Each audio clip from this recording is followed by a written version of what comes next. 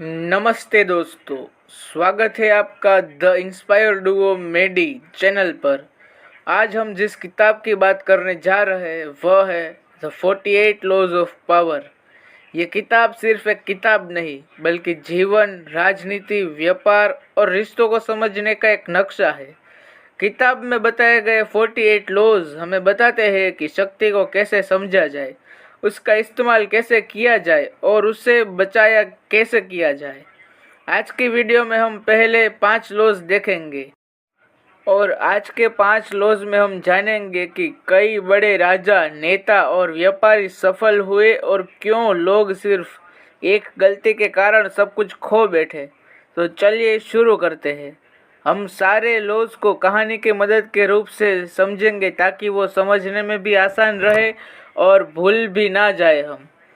पहला लॉ है, कभी अपने मास्टर से बड़ा मत दिखो। Never outshine the master.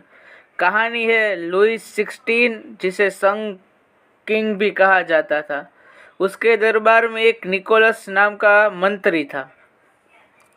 वह बहुत ही बुद्धिमान और अमीर था। उसने सोचा कि राजा को प्रभावित करने के लिए एक भव्य पार्टी आयोजित करे।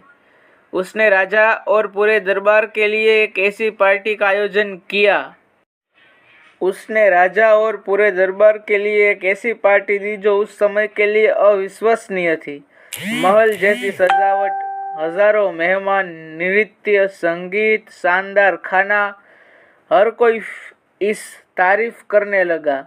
लोग कहने लगे ये तो राजा से भी ज्यादा महान है। लेकिन यह उसकी सबसे बड़ी गलती थी। राजा लुईस को लगा कि अगर दरबार और जनता इसे ज़्यादा पसंद करने लगी तो उसकी सत्ता खतरे में पड़ सकती है। कुछ ही दिनों में उसकी गद्दारी का आरोप लगा और उसे उम्र कैद की सज़ा दे दी गई और वह जीवन भर जेल में रहा। इससे हम समझते हैं, फूके ने भले ही राजा को खुश करने के लिए काम किया था, लेकिन उसने राजा को ही छोटा दिखा दिया और सत्ता में बैठे लोग कभी भी बर्दाश्त नहीं करेंगे कि उनके ऊपर कोई चला जाए। आज की लाइफ में अगर हम इसका एग्जाम्पल देखें, कंपनी में अगर आप बॉस से ज़्यादा स्मार्ट और शो ऑफ करने लगे तो बॉस आपको दबाने लगेगा। इसीलिए कभी भी अपने मास्टर को ओवरशैडो मत करो। उन्हें महसूस कराओ कि वो सबसे बड़े हैं।